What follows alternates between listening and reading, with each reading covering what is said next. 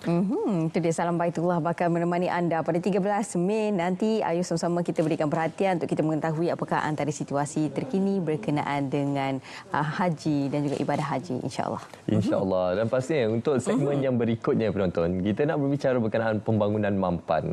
Dan seperti yang kita sering kali dengar, antara ayat yang sering kali diungkapkan adalah alam semula jadi ataupun alam sekitar yang kita miliki pada hari ini adalah pinjaman kepada generasi yang akan datang tau. Bukan kita nak mewarisi semata-mata, tapi bagaimana peranan yang dimainkan kita sebagai rakyat, khususnya untuk kita memastikan alam sekitar ini kekal terjaga.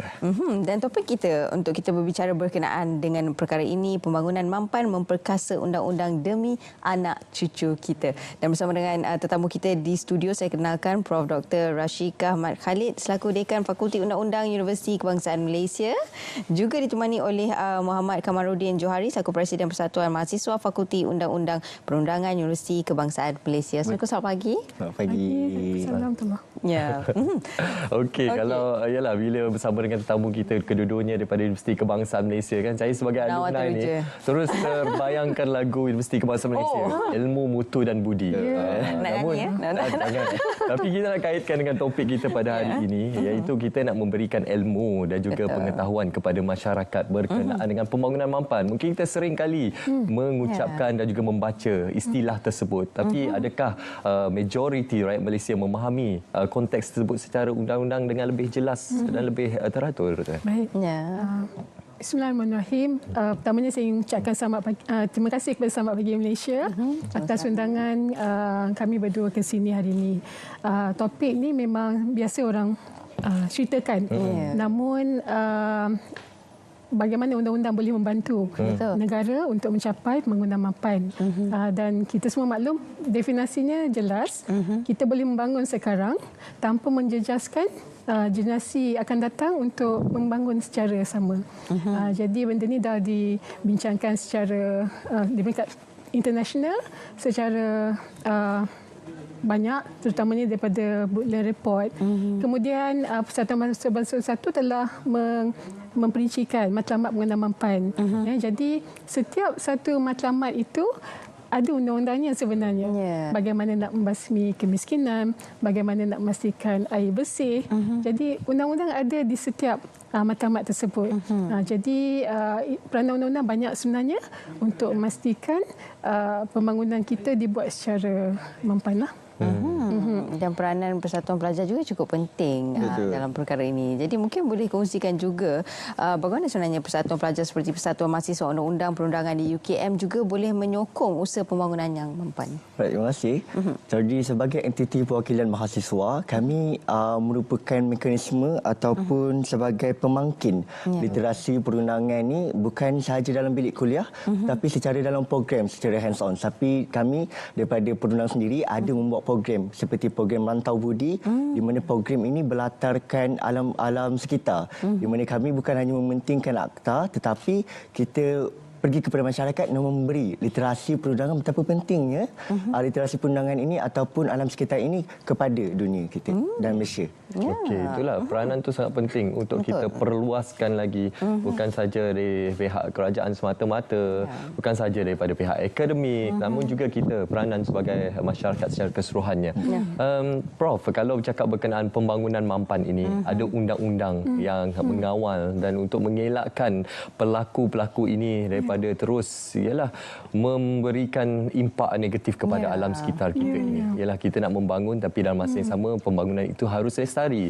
Namun dalam masa yang sama juga kita melihat masih wujud lagi segelintir pihak yang tidak bertanggungjawab, yang melanggar undang-undang dan mencemarkan alam semula jadi kita ini. Sebagai contoh, kalau kita lihat berkenaan pencemaran sumber air sungai, itu pastinya satu perkara yang mungkin ramai orang yang pandang ringan, tapi ia memberi impak yang sangat besar. Dengan Prof dalam perkara ini. Betul.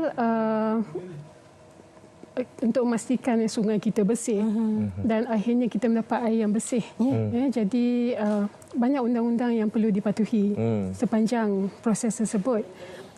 Dan di Fakulti Undang-Undang kita banyak mengenengahkan isu-isu semasa seperti pencemaran, banjir dan sebagainya dalam mata pelajaran kita. Contoh macam isu air ni, kita memperkenalkan undang-undang air.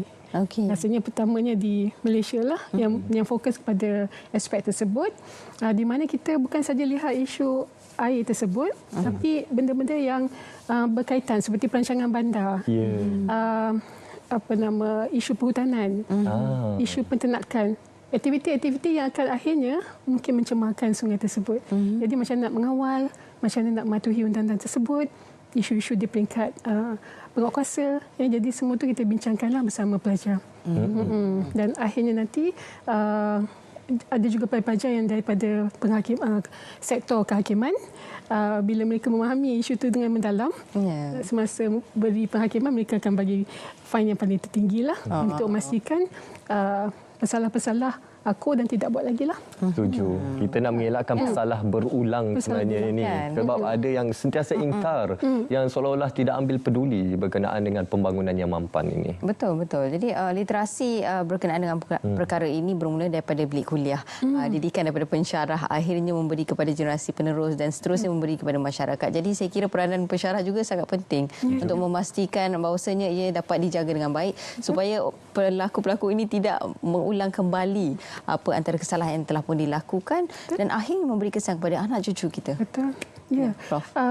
Dan peranan kami di universiti lah, di Institut Pengajian Tinggi adalah untuk bukan saja nak memberi kuliah secara konvensional, tapi sekarang dah perlu secara praktikal. Jadi kelas-kelas, contoh kelas saya pun saya bawa pelajar ke lapangan untuk memahami isu sebenar di lapangan dan bagaimana undang-undang perlu diperbaiki untuk menepati keperluan semasa. Okey, dalam masa yang sama juga selain kita nak berbicara berkenaan pembangunan yang mampan ini berlandaskan undang-undang yang ada di dalam negara kita ini, kita juga sebenarnya ingin mewar-warkan berkenaan Karnival Legasi 40 tahun Perundang dan pastinya berkenaan juga hari terbuka yang akan dilaksanakan. Jadi kita bagi ruang kepada pelajar kita yang juga merupakan Presiden Persatuan Mahasiswa Fakulti Undang-Undang Perundang ini untuk mewar-warkan berkenaan Karnival ini. Okey, baik.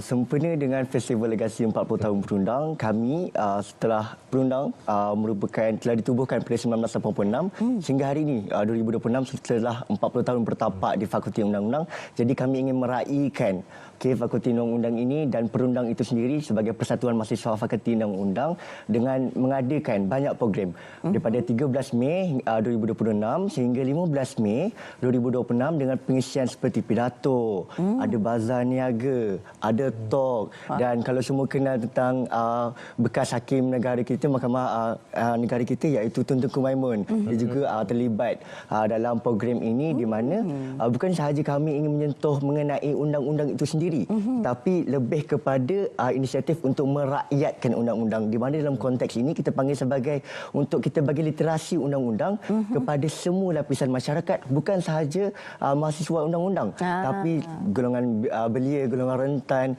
dan ramai lagi di luar sana. Ya, jadi kita boleh hadirkan diri kerana ia terbuka untuk semua? Ya, betul. Sempena Karnival tu, kita Fakulti Undang-Undang juga membuat hari terbuka.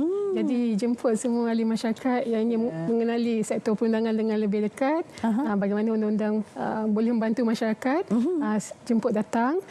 Kita juga nak meraihkan kejayaan-kejayaan Fakulti Undang-Undang dah 43 tahun dan tahun ini kita pun dah berjaya sampai ranking ke-100 dunia dalam bidang undang-undang di bawah time saya di Asia ranking. Alhamdulillah. Dan kita nak pencapaian yang cukup hebat ya. Ya. Jadi kita nak meraihkan benda ni dan kejayaan pelajar kita lah untuk dikongsikan bersama masyarakat dan bagaimana kita nak bergerak sama dengan masyarakat.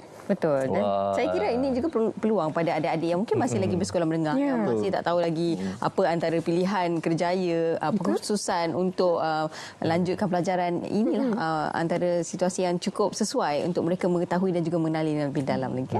Sebab apa ada pengenalan kerjaya sebagai mungkin nak jadi peguam ke, mungkin selalunya dalam kepala pemikiran kita apa kerjaya peguam ni sebenarnya untuk adik-adik kita, apa yang istimewa, apa yang menariknya berkenaan kerjaya ini. Jadi inilah kesempatan terbaik untuk anda berjumpa dengan mahasiswa-mahasiswa daripada Fakulti Undang-Undang Universiti Kebangsaan Malaysia bersama dengan barisan pendidik pensyarahnya dan juga ada tetamu-tetamu istimewa. Dan pastinya Prof, kita melihat tempoh yang panjang 40 tahun legasi yang dimainkan ini. Bagaimana Prof sendiri sebagai salah seorang pensyarah di Fakulti Undang-Undang Universiti Kebangsaan Malaysia mungkin berbangga melihat perubahan semasa dan juga pencapaian yang ada sekarang ini? Alhamdulillah kami dah sampai tahap yang agak membanggakan dan yang penting-penting adalah untuk mengurak langkah supaya lebih maju, membawa Universiti Kebangsaan Malaysia ke pesada dunia dengan lebih baiklah. Ya, dan kita ingin kita masukkan untuk merakyatkan undang-undang, ya, dan ini contoh-contoh kejayaan pelajar kita yang menjadi duta belia kepada bank-bank terkemuka Malaysia.